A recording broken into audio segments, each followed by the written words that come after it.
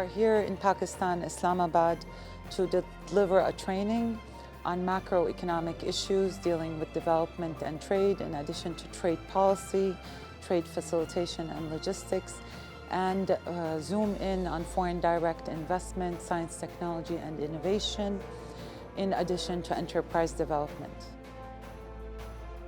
इसमें हमारे 9 मुल्कों से लोगों ने शिरकत की। ओवरऑल इसमें तकरीबन 20 ममालिक शामिल थे।